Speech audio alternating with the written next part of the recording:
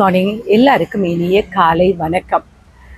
இன்னைக்கு நம்ம பேச போகிற டாபிக் என்னன்னா, நம்ம எல்லார் மனசுலையும், அதாவது அப்படி என்ன சொல்ல, தினமும் ஓடிட்டே இருக்கிற, ஆனால் வெளியில் யார்கிட்டையுமே சொல்ல முடியாத ஒரு வித பெயினாக இருக்கலாம். வயசான நம்ம பேரண்ட்ஸு, நமக்குள்ளே இருக்கிற ஒரு தீரான ஒரு ஒரு குற்ற உணர்ச்சி, ஒரு கில்ட்டி கான்ஷியஸ்.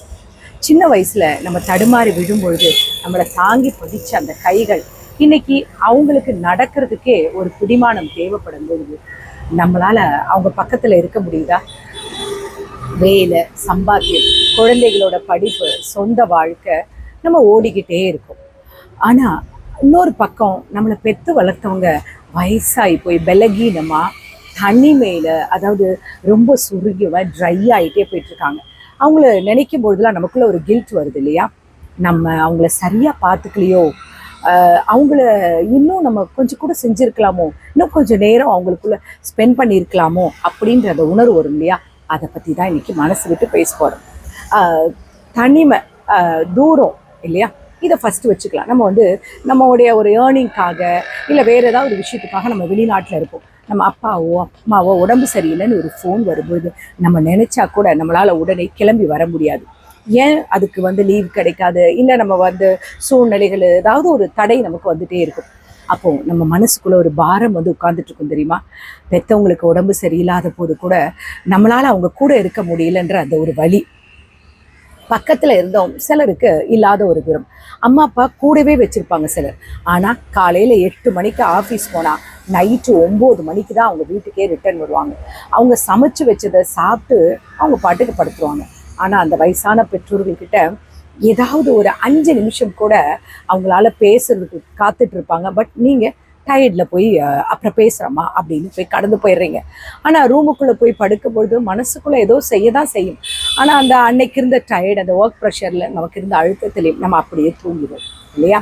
கோபம், அதுக்கு பின்னாடி வர வழி. வயசான காலத்தில் அவங்களுக்கெல்லாம் கொஞ்சம் பிடிவாதமும் புரிதலும் கொஞ்சம் கம்மியாக தான் இருக்கும். குழந்தைங்க மாதிரி தான் அவங்க நடந்துப்பாங்க. ஒரு விஷயத்த 10 தடவை கேட்பாங்க. நம்ம வேலை டென்ஷனில் அவங்கக்கிட்ட கத்துவோம். கத்திட்டு அடுத்த 5வது நிமிஷம் நமக்குள்ளே ஒரு ஒரு கில்ட் வரும் இல்லையா? அச்சோ, அவங்கக்கிட்ட போய் நம்ம எதுக்காக இப்படி கத்தணும்? அவங்களுக்கு இன்னும் எத்தனை எவ்வளோ நாள் அவங்க நம்ம கூட இருப்பாங்க? அவங்க உள்ளுக்குள்ளே அழுதுகிட்டே நம்ம அவங்க முகத்தை பார்க்காம அப்படியே தவிர்த்து போயிட்டுருப்போம் இல்லையா? அதே மாதிரி வீட்டுக்கு வர மருமகளோ மருமகனோ, இப்போ மோஸ்ட்லி நடக்கிற ப்ராப்ளம் அதுதான் இல்லையா? அதிகபட்ச பிரச்சனைகள் நடந்துட்டு தான் இருக்குது. சொசைட்டியில் நம்ம தினமும் கேட்டுட்டு தான் இருக்கோம். மெயினாக மருமகளால். ஏன்னா அவங்க வேற ஒரு குடும்பத்திலேருந்து வந்த பெண். அந்த குடும்பத்துடைய கண்ட்ரோலை கையில் எடுக்கும் பொழுது அந்த வீட்டில் இருக்கிற அந்த தாயால் அதாவது தன்னுடைய உரிமை இழந்துடுச்சோ அப்படின்ற ஒரு ஃபீல் வரும் இல்லையா? அவங்களுக்கு அந்த சமயம் அந்த புரிதல் ரொம்ப கம்மியாக இருக்கும். அந்த சமயம் தன்னுடைய மகன்கிட்ட தன்னுடைய குமுறல்களை, உணர்வுகளை சொல்லணும்னு நினைப்பாங்க. ஆனால் மகனும் அவனோட வேலை பிஸியில் தன்னுடைய மனைவியோட ப்ரெஷரில் வேண்டாம், இதனால எந்த ப்ராப்ளமும் குடும்பத்தில் வந்துடக்கூடாதுன்னு அந்த இடத்த விட்டுட்டு அவாய்ட் பண்ணி போகும்பொழுது அந்த பேரண்ட்ஸ்க்கு ஒரு வழி வரும் இல்லையா? நம்மளுடைய சைடு நியாயத்தை கேட்க யாருமே இல்லையா அப்படின்னு இருக்கும். ஆனால் நீங்கள் அதை உணர்வீங்க. ஆனால் உங்களால் கேள்வியோ பதிலோ கொடுக்க முடியாது. ஏன்னா அந்த பதிலோ கேள்வியோ இங்கே இருக்கிற 2 பேரையும் காயப்படுத்திடுமோ, ஒருவேளை உங்கள் மனைவி அது தாயை காயப்படுத்திடுமோன்ட்டு அப்படின்னு நீங்கள் அதை அவாய்ட் பண்ணிட்டு போயிட்டுருப்பீங்க இல்லையா? இன்னைக்கு இருக்கிற சொசைட்டி எப்படி இருக்குது தெரியுமா? பெற்றவங்க சரியாக பார்த்துக்கலனா நீ நல்ல பையனோ இல்லை நல்ல மகளோ கிடையாது அப்படின்னு ரொம்ப ஈஸியாக ஜட்ஜ் பண்ணிட்டு போயிடுவாங்க.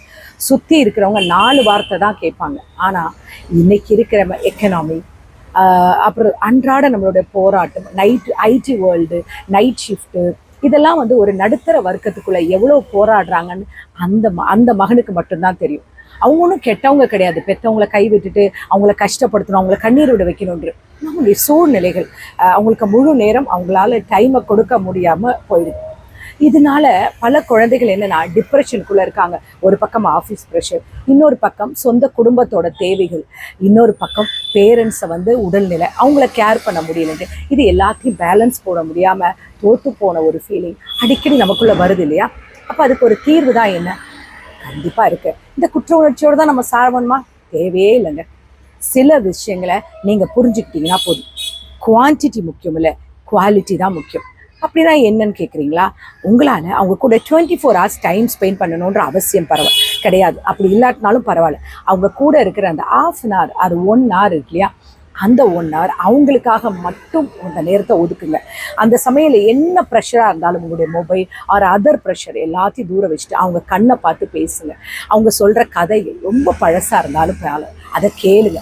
அதுதான் நீங்கள் அவங்களுக்கு கொடுக்குற குவாலிட்டியான டைம். அதுதான் அந்த 24 மணி நேரம் நீங்கள் கொடுக்காத பாசம், அந்த கேரை அந்த அரை மணி நேரம் கொடுக்கும். அது மட்டும் இல்லாமல் அவங்க உலகத்தை கொஞ்சம் பெருசாக்குங்க. அவங்களுக்குன்னு ஒரு சின்ன ஃப்ரெண்ட் சர்க்கிளை உருவாக்கி கொடுங்க. மேபி நீங்களாம் ஃப்ளாட்ஸில் இருக்கலாம், இல்லை ஒரு மாடியில் ஒரு தோட்டம், இல்லை ஒரு டிவி, இல்லை ஏதாவது ஒரு ஆன்மீக ட்ராவல், அந்த மாதிரி ஏதாவது ஒன்று அவங்களுடைய மனசை வேற ஒரு பக்கமாக டைவெர்ட் பண்ண முடியும். அவங்களுக்கு உங்கள் மேலே மட்டும் அவங்க ஃபுல்லாக டிபெண்ட் ஆகி இருக்கும்போது தான் உங்களால் அவங்களுக்கு டைம் கொடுக்க முடியாதப்போ அவங்களுக்கு ரொம்ப வருத்தமும் பெயினும் அவங்களுக்கு ரொம்ப அதிகமாகுது இல்லையா? கடைசியாக உங்களை நீங்கள் மன்னிச்சுக்கோங்க. நீங்கள் உங்கள் பெற்றோருக்காக தானே ஓடிட்டுருக்கீங்க. அவங்களுடைய மெடிசனுக்கு, உங்களுடைய வாழ்க்கைக்கு நீங்கள் தான் சம்பாதிச்சு கொடுத்துட்ருக்கீங்க. ஸோ நீங்கள் ஒரு நல்ல பையன்தான். உங்கள் சூழ்நிலை அதை நீங்கள் அக்செப்ட் பண்ணிக்கோங்க. உங்களுக்குள்ள ஒரு கில்ட் ஃபீல் எல்லாம் வேண்டாம். அது மகனாக இருக்கட்டும், மகளாக இருக்கட்டும். ஏன்னா இப்போ மகள்களும் பார்த்துட்ருக்காங்க. கடைசியாக உங்கள் ரியல் லைஃபோட கனெக்ட் பண்ணி ஒரு விஷயத்த சொல்ல பிடிக்கிறேன். நம்ம எல்லாரும் ஓடுறோம். எதுக்காக ஓடுறோம்? நாளைக்கு நம்முடைய பிள்ளைகள் நல்லா இருக்கணும் அந்த ஒரு எண்ணத்தோட, அவங்களுடைய எதிர்காலத்துக்காக, அவங்களுடைய சொத்து சேர்க்கணும், ஃபீஸ் கட்டணும்னு ஓடுறோம். ஆனால் இன்னைக்கு நம்ம பேரண்ட்ஸ் எப்படி நடத்துகிறோம்? அது அந்த குழந்தைகள் பார்த்துக்கிட்டு இருக்காங்க இல்லையா? ஏதோ ஒரு கோபத்தில் வார்த்தைகளை விட்டுடுறீங்க இல்லையா? நீங்கள் பாட்டுக்கு அந்த இடத்த விட்டு கடந்து போயிடுறீங்க.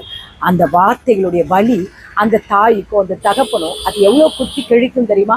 அவங்க எவ்வளோ மனம் விட்டு வெளியில் காட்டாமல் எவ்வளோ மனதுக்குள்ளே வச்சுட்டு பெயினாக இருப்பாங்க. நீங்கள் உங்கள் ஒர்க் ப்ரெஷரில் அதை மறந்து போயிடுறீங்க. நீங்கள் சாதாரணமாக கடந்து போயிடுறீங்க. நாளைக்கு நமக்கும் வயசாகும், நமக்கும் இதே தனிமை வரும். அன்னைக்கு நம்ம குழந்தைகள் நம்மளை பார்த்து டைம் இல்லை எனக்கு நீங்கள் சொன்ன மாதிரி ஒரு கடினமான வார்த்தைகளை சொல்லி நம்மளை நெக்லெக்ட் பண்ணும் பொழுது, நமக்கு ப்ரையாரிட்டி கொடுக்காமல் இருக்கும் பொழுது, அப்போ தான் நமக்குடைய பேரண்ட்ஸோட வழி என்னன்னு நமக்கு புரியும். பட் ஆனால் டைம் கடந்து போயிடும் இல்லையா? அப்பா அம்மாவுக்குலாம் பெரிய எதிர்பார்ப்புலாம் எதுவும் இருக்காதுங்க. நீங்கள் வாங்கி தர பெரிய காஸ்ட்லி காரு, பெரிய வீடு, ஏசி காரு அதெல்லாம் தரதில்லைங்க. சந்தோஷம் கிடையாது. நீ சாப்பிட்டியா அப்படின்னு அவங்க கேட்கும்பொழுது, நான் சாப்பிட்டேம்மா, நீங்கள் மாத்திரை போட்டிங்களா அப்படின்னு நீங்கள் கேட்பீங்க இல்லையா? அந்த ஒரு வார்த்தை அதுதான் அவங்களுக்கு ஒரு பெரிய ஆக்சிஜன். இப்போ இந்த வீடியோ நீங்கள் பார்த்துட்டு முடிச்ச உடனே உங்கள் அம்மா உங்கள் அப்பா உங்கள் கூடவே இருக்கிறாங்கன்னா குடு நேராக ரூமுக்கு போங்க. அவங்க பக்கத்தில் போய் உட்காந்துட்டு அவங்க கையை பிடிச்சிக்கோங்க. உங்களால் முடிஞ்ச ஒரு சின்ன முத்தம் கொடுங்க.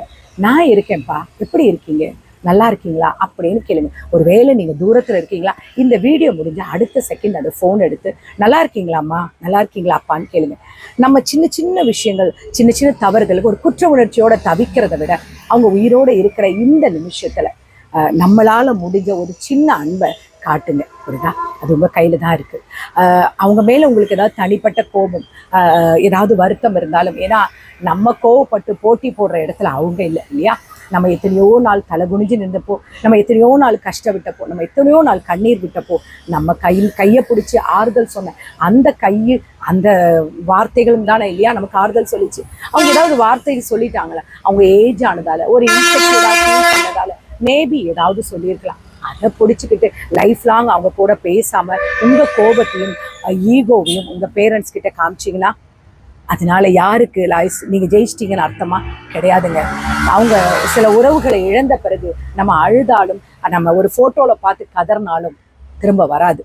நீங்கள் இருக்கும்பொழுது நீங்கள் அவங்கக்கிட்ட ஒரு சிரிச்சிட்டு ஒரு வார்த்தை பேசுகிறீங்கன்னு வச்சுக்கோங்க, அது அவங்க மனசே எப்படி சொல்லும், குளிர வைக்கும். பெற்றோரை கொண்டாடுங்க அவங்க இருக்கிற வரைக்கும். இன்றைக்கி உங்கள் சூழ்நிலைகளால் கடல் கடந்த வெளிநாட்டில் இல்லை தூரமாக இல்லை உங்கள் லைஃபோட சிச்சுவேஷனால் நீங்கள் எங்கேயாவது தூரமாக இருக்கலாம். ஒருவேளை உங்கள் ஒய்ஃபுக்கு பிடிக்காமல் இருக்கலாம், ஏதோ ஒன்று இருக்கலாம். சரி, அதெல்லாம் தூரம் விட்டுருங்க. உங்களுக்கு உங்கள் பேரண்ட்ஸை பிடிக்கும் இல்லையா? நீங்கள் எவ்வளோ பிஸி அவர்ஸ் இருந்தாலும் உங்கள் ஃபேமிலிக்காக, உங்கள் மனைவிக்காக, உங்கள் பிள்ளைகளுக்காக நீங்கள் டைம் ஒதுக்கும்பொழுது உங்கள் பேரண்ட்ஸ்க்காகவும் கண்டிப்பாக உங்களால் டைம் ஒதுக்க முடியும். இனிமேல் நேரம் இல்லை அப்படி இப்படிலாம் சொல்லாதீங்க. கண்டிப்பாக போய் பாருங்கள். அட்லீஸ்ட் உங்கள் ஒர்க் ப்ரெஷர் இருந்தாலும் மந்த்லி ஒன்ஸ் இல்லை வீக்லி ஒன்ஸ் போய் அவங்க கூட பாருங்கள். உங்கள் பிள்ளைகளை கூட்டிகிட்டு போங்க. அவங்கக்கிட்ட மனதார பேசுங்க. உடம்பு சரியில்லையா கேளுங்க, கேர் பண்ணுங்க. அவங்களை ஏனோ தானோன்னு விட்டுட்டு போயிடாதீங்க. இந்த தாய் தகப்பன் அன்பு இல்லாமல் எத்தனையோ குழந்தைகள் ஏங்குறாங்க தெரியுமா? அந்த ஒரு சிச்சுவேஷன் உங்களுக்கு இல்லாமல் கடவுள் உங்களை ஆசீர்வதிச்சிருக்காருல்ல, ஸோ நீங்கள் எப்படி உங்கள் பேரண்ட்ஸை நடத்தணுன்றது உங்கள் கையில் தான் இருக்குது. இந்த நாள் இனிய நாளாக இருக்கு. கடவுளை வேண்டிக்க. Take care. Bye. Love you all.